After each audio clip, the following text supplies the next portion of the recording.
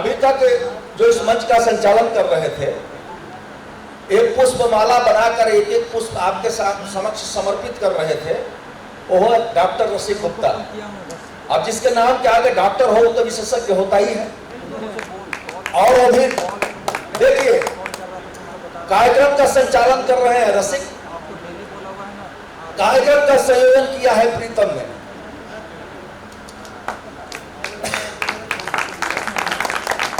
और जो चेतन है, जड़ नहीं, राजेश चेतन जी इस मंच की अध्यक्षता कर रहे हैं और हम सब पे जगदीश की कृपा बनी हुई है।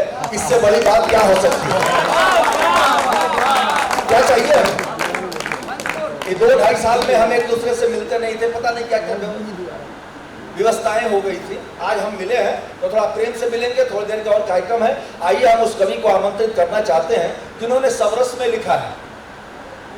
हास्य के नाम से, हास्य बंद के नाम से जाने जाते हैं। देश विदेश अंतर्राष्ट्रीय स्तर के कवि हैं। यहाँ मंच में जितने भी लोग बैठे हैं सब अंतर्राष्ट्रीय हैं, हमें छोड़ करके। वैसे मैं भी हूँ, मैं भी भारत, हिंदुस्तान और इंडिया में कविता सुनाता हूँ, तो हमें भी आप कह सकते हो। लेकिन आइए एक वादे के साथ मैं उन्हें आमंत्रित करता हूं और मैंने आपको हाथ भी जोड़ लिया है। कहिएगा तो आके पैर भी छू लेंगे, लेकिन उसके लिए मुझे नीचे गिरना पड़ेगा।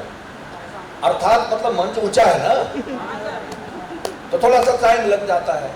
आइए उन्हें आमंत्रित करते हैं इन वादे के साथ कि भीड़ में अपनी अलग पहचान बनाए रखना, घर में खुशियों के दलान बनाए रखना, मुश्किलें आएंगी तो आकर के लौट जाएंगी, अपने चेहरे पे सदा मुस्कान बनाए। बोलना ना शुरू कर दें।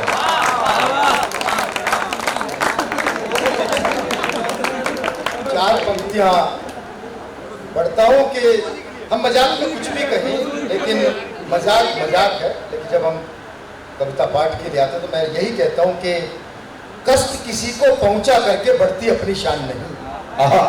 कष्ट किसी को पहुंचा करके, थोड़ी वॉल्यूम बढ़ा देना भैया, कि कष्ट किसी को पहुंचा करके बढ़ती अपनी शान नहीं, लिख करके 100 बार मिटाते घटे किसी का मान नहीं। कष्ट किसी को पहुंचा करके बढ़ती अपनी शान नहीं, लिख करके 100 बार मिटाते घटे किसी का मान नहीं। और कितने गोते खाने पड़ते हैं इस मन के सागर में, कितने गोते खाने पड़ते हैं इस मन के सागर में। कोरे कागज पर कुछ लिखना इतना भी आसान नहीं, इतना भी आसान। जिंदाबाद। अरे कवि अपने जीवन में क्या चाहता है? चार पंक्ति आप में से भी हो सकता है कुछ लिखते हो या कभी लिखी हो कुछ पंक्ति, पर हाथ खड़ा करें मुझे पता लगे कि यहाँ भी ये हमारी एक बिटिया और इधर हमारे भैया ने हाथ उठाया। अब बिटिया इतना सीरियल लिखती है और पीछे बैठी थी। अगली बार तुम्हारा काव्य पाठ होगा इसी सभागार में। हमारे इन विद्यालयों में और विश्वविद्यालयों में काव्य पाठ का यही उद्देश्य है कि जो बच्चे लिखते हैं उन्हें हम राष्ट्रीय कवि संगम के बैनर पर लेकर आए। उस उद्देश्य के लिए ही हम महाविद्यालयों में कार्यक्रम कर रहे हैं। आप सब जो लिखते हैं वो बाद में मुझे अपना नंबर देंगे, मैं आपको अपने राष्ट्रीय कवि संगम में ऐड कर दूंगा। हमारी गोष्ठियाँ होती हैं, उन गोष्ठियों में आप आइएगा, आगे बढ़िएगा। एक दिन आपके साथ यहाँ हम काव्य पाठ करेंगे। एक कवि अपने जीवन में क्या चाहता है, चार पंक्तियों में बताना चाहता है भाई साहब कि पथ प्रदर्शक बनी युगों से है कलम की धार ही, पथ प्रदर्शक बनी युगों से है कलम की धार ही। सार्थक हो जिंदगी बेशक जिए दिन चार ही, और मोक्ष हम पाए ना पाए चाहते केवल यही। जन्म भारत में मिले हम कभी बने हर बार ही, हम कभी बने हर बार। शानदार। हमारे देश में अरबी खाई जाती है, बोली नहीं जाती। हमारे देश में अरबी खाई जाती है, बोली नहीं जाती। हमारे देश में चीनी खाई जाती है, बोली नहीं जाती। हमारे देश में अंग्रेजी पी जाती है,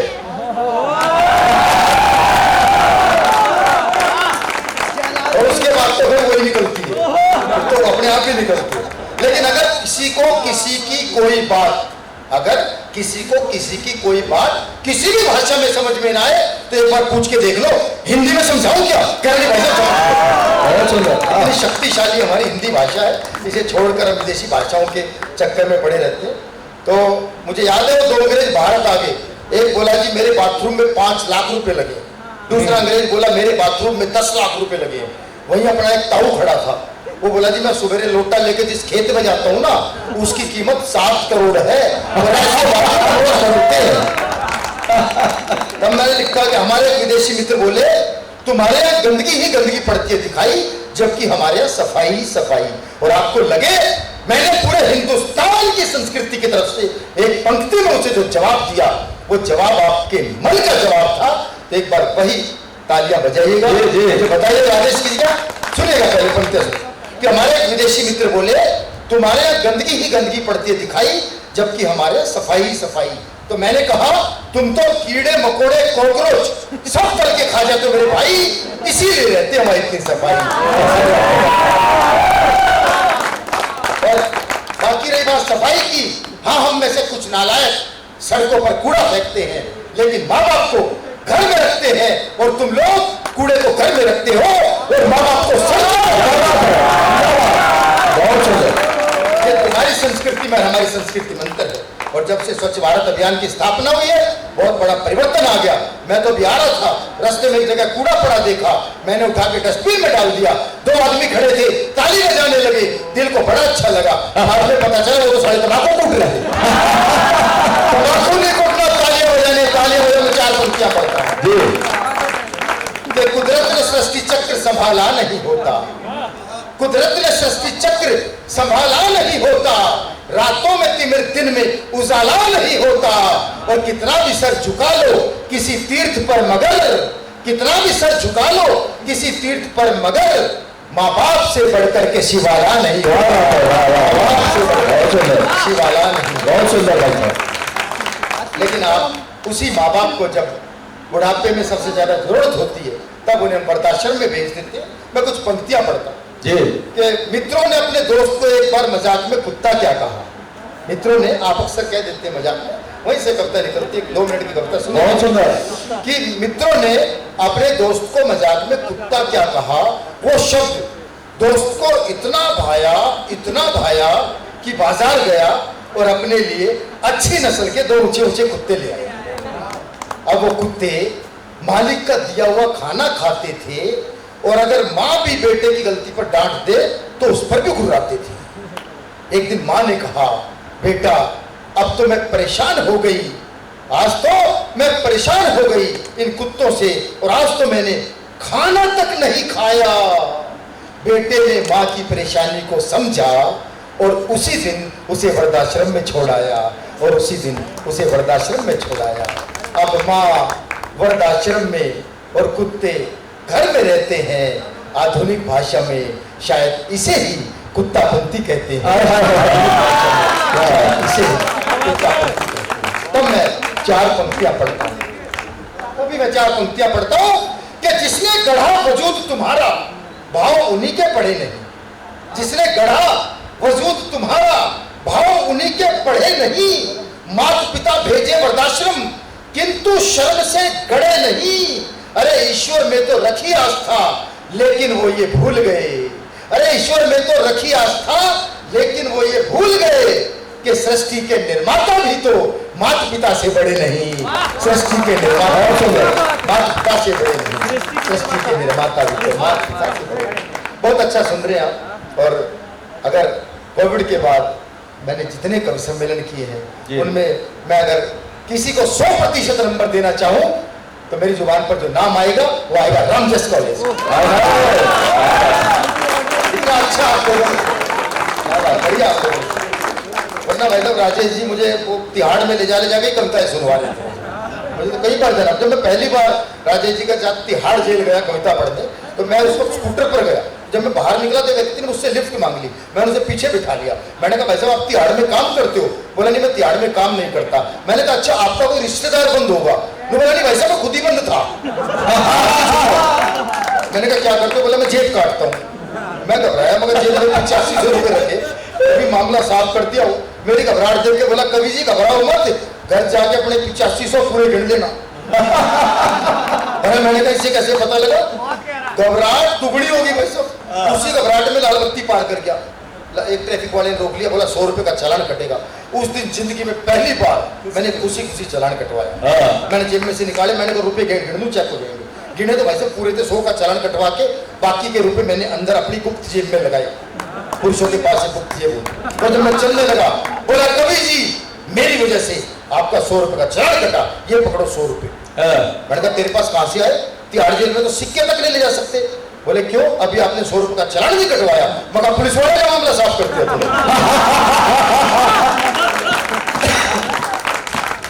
अरे मैंने कहा ये क्या कर दिया? अरे भैया उस चालान पे मेरा नाम लिखा है, मेरा एड्रेस लिखा है, मेरा फोन नंबर लिखा है, वो मुझे घर से उठा लेंगे। बोले जी कुछ नहीं होगा। मैंने कहा ऐसे कैसे नहीं होगा? बोला जी मानो। मैंने कहा ऐसे कैसे मानूं? नो बोला नहीं मानते तो लो चालान बुक भी रख लो। ऐसे ऐसे छटे हुए हैं। लेकिन इसका ये मतलब नहीं, पिछले दिनों को ट्रैफिक पुलिस अपना सप्ताह मना रही थी। उन्होंने एक व्यक्ति गाड़ी रोको, बोले गाड़ी रोको गाड़ी रोको गाड़ी रोको। उन्हें घबरा के गाड़ी रोकती, बोला घबराओ मत, आपने लाल बत्ती भी पार नहीं की, आपकी स्पीड कंट्रोल में है, आपने सीट बेल्ट भी लगा रखी है, हम ट्रैफिक पुलिस सप्ताह मना रहे हैं, ट्रैफिक पुलिस की तरफ से आपको 1000 रुपए का पुरस्कार दिया जाता है। अब आप बताइए सबसे पहले इस 1000 रुपए का क्या करेंगे? बोला जी लाइसेंस बनवाऊंगा। साथ में बैठी थी उसकी माँ, बोली हाँ लाइसेंस बनवाएगा। और जो मकान मालिक 1 हफ्ते से चक्कर काट रहा है, उसका किराया तेरा बाप देगा। दारू पी के कुछ भी बोलता रहता है। बोला अच्छा शराब भी पी रहा। इतने में पिताजी की आंख खुल गई और सामने पुलिस वाले को देखते बोला मुझे पता था चोरी की गाड़ी में ज्यादा दूर नहीं जा पाएगा। लेकिन इसका यह मतलब नहीं है कि उनमें देशभक्ति नहीं हो सकती। मैंने जेब कतरों के अंदर भाई साहब देशभक्ति देखी और 4 पंक्तियों में बांधा उनको कि जेब कतरे का बेटा बोला, जेब कतरे का बेटा बोला हे ईश्वर नहीं मांगता आपसे कोठी बंगला महल किले, ना इंग्लैंड में ना फ्रांस में ना इटली में, मुझे तो बस हर जन्म भारत में ही मिले। तालियां खुलेगी अभी अंतिम पंक्ति पे, मुझे तो बस हर जन्म भारत में मिले। तो बाप बोला मैं धन्य हुआ जो जेब कतरे का बेटा होकर भी तेरी रगों में देशभक्ति का रक्त बहता है। बेटा बोला ये बात नहीं है पापा, वहां ठंड इतनी ज्यादा है कि लोगों का हाथ अपनी जेब में ही रहता है।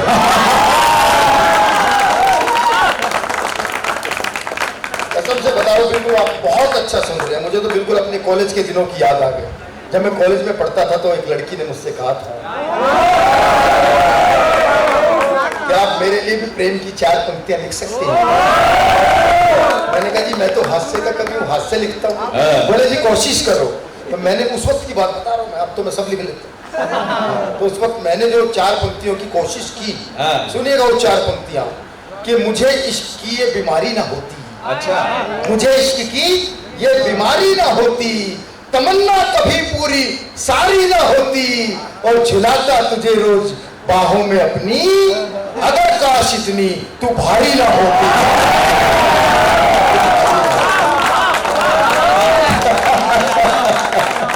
मैं सच्ची बता रहा हूँ, उसी दिन वो कॉलेज लड़की कॉलेज छोड़ गई। ऐसी स्थिति हो जाती है कई बार। हम तो देखो हरियाणा में तो हाथ से बिखरा पड़ा है। मुझे याद आ गया कि एयरफोर्स का एक पायलट अपनी सास को एयर शो में लेके आया। एयरफोर्स का एक पायलट अपनी सास को एयर शो में लेके आया तो उसने ये सोचकर जहाज को उल्टा सीधा ऊपर नीचे हर एंगल पर घुमाया कि मेरी सास को मेरा हुनर दिख जाएगा। लेकिन जब शो खत्म करके सास के पास पहुंचा तो सास बोली बेटा हिम्मत मत हारियो, धीरे धीरे सीधा चलाना भी सीख जाएगा। बहुत सुंदर। समय की सीमाएं हैं, समय बहुत हो गया और चाहे तो हम घंटों कर सकते हैं, लेकिन हमें आदरणीय राजेश चेतन जी तक यात्रा करनी है। वो इस कार्यक्रम की जिल्द बांधेंगे। मैं चाहता हूं कि 3-4 मिनट की एक कविता पढ़ के मैं स्वागत है भैया, स्वागत। राजेश जी को मैं आमंत्रित करूं। स्वागत। मैंने पत्थर पर एक कविता लिखी, मेरा मन है वो कविता आज बहुत शानदार कविता। मुझे एक बार आपने बहुत शानदार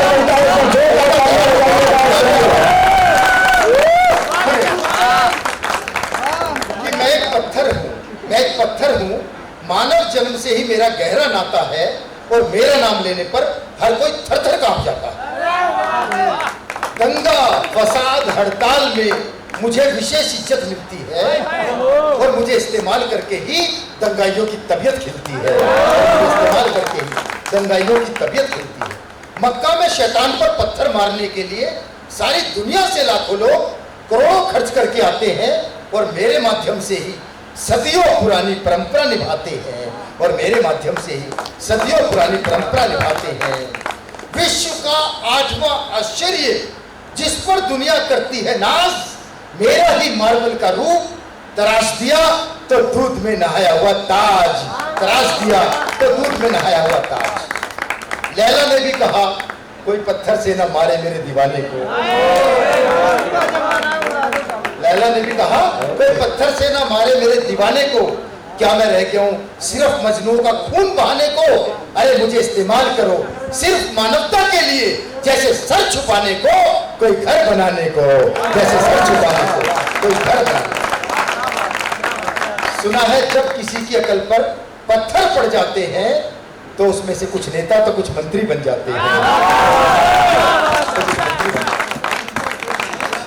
मानव वैज्ञानिक बनकर मंगल तक भी होकर आया है, लेकिन वहां से भी सिर्फ मेरे ही कुछ नमूने लाया है, लेकिन वहां से भी सिर्फ मेरे ही कुछ नमूने लाया। प्राचीन काल से ही लोगों को पत्थर का महत्व समझ में आता था, इसीलिए तो इतिहास शिलालेखों पर लिखा जाता था। हो सकता है कल कोई ऐसा जंजल आए कि सब नष्ट हो जाए, तब दुनिया में सिर्फ शिलालेख ही रहेंगे और मानव के इतिहास की कहानी कहेंगे। काश ये बात यदि आतंकवादियों की समझ में आती तो तालिबान में भगवान बुद्ध की प्राचीन मूर्तियां यूं न तोड़ी जाती।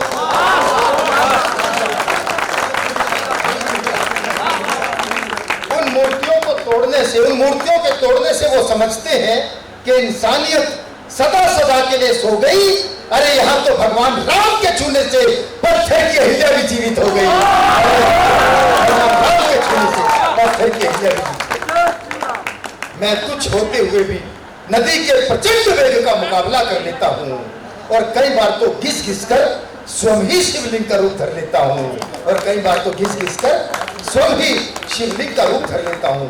मैं किसी बड़े से बड़े शिल्पी के घमंड को अपने छोटे से टुकड़े द्वारा पल भर में चूर कर सकता हूँ, और कभी ग्रेनाइट की पॉलिश द्वारा खुद शीशे का रूप धर सकता हूँ, और कभी ग्रेनाइट की पॉलिश द्वारा खुद शीशे का रूप धर सकता हूँ। जिस प्रकार घर बनाने वाले खुद बेघर होते हैं, लेकिन उन घरों के नीचे उनका खून पसीना गड़ा होता है, उसी प्रकार नींव का पत्थर खुद नजर नहीं आता, लेकिन पूरा भवन उसी नींव के पत्थर पर खड़ा है।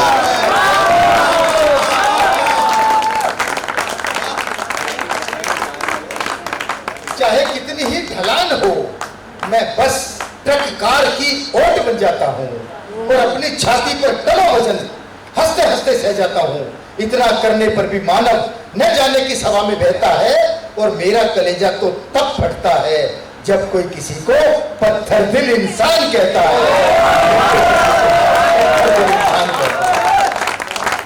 जब कोई मुझे राह में फेंक दे तो भी ठोकर खाने वाला मुझे ही भला बुरा कहता है, लेकिन पत्थर होते हुए भी मेरा दिल इंसान की तरह किसी से बदला नहीं लेता है। लेकिन कुछ ऐसे भी हैं जो मुझे वहीं छोड़ बार बार ठोकर खाते हैं। अरे ऐसे इंसान जीवन में सिर्फ हाथ मलते रह जाते हैं।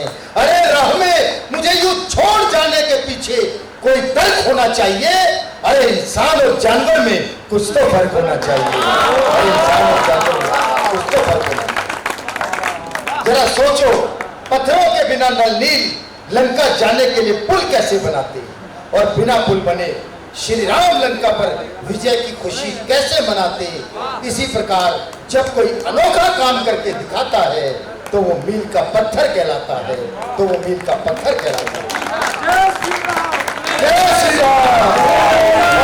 की अंतिम पंक्तियां जिसके लिए मैंने कविता लिखी कि जब कोई सड़क बनाने वाला मुझ पर हथौड़ा बजाता है, चोट करता है, मैं तब भी अपना धर्म नहीं छोड़ता। अरे खुद टूट जाता हूं, लेकिन तोड़ने वाले का दिल नहीं तोड़ता।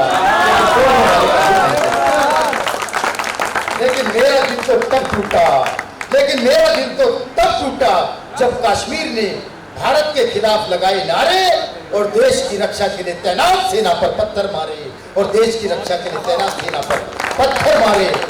उस वक्त कविता की अंतिम दो पंक्तियां आपको सौंपता हूं। उस वक्त मैं अंदर ही अंदर फूट फूट कर रोता हूं, और अपने पत्थर होने पर पहली बार शर्मिंदा होता हूँ, और अपने पत्थर होने पर पहली बार शर्मिंदा होता हूँ, और अपने पत्थर होने पर पहली बार शर्मिंदा होता हूँ। और लीजिए, मैं देश के उस बड़े अंतर्राष्ट्रीय कवि को मैं बुलाना चाहता हूँ जो मोटिवेशन